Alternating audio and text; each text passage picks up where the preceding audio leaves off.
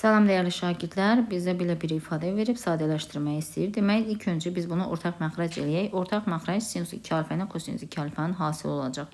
Kosinus 2 alfa vur sinus 2 alfa. Surətdə olacaq sinus 10 alfa vur kosinus 2 alfa.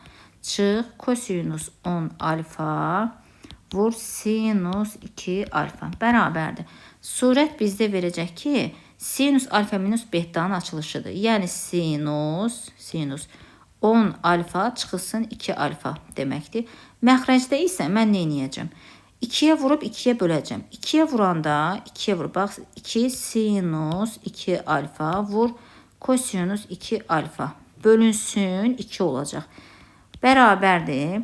Bu 2 məxrəcdəki 2 qalxıb yuxarı vurulacaq. 2 bu da olacaq sinus 8 alfa. Mən də baxın sinus 8 alfa.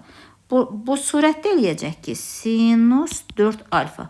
İndi mən surəti tezdən sinus 2 alfanın açılışı kimi açacağım. Yəni 2 vurulsun. Bu sinus 8 alfanı yazıram. 2 vur sinus 4 alfa vurulsun kosinus 4 alfa. Məxrəc də olacaq sinus 4 alfa.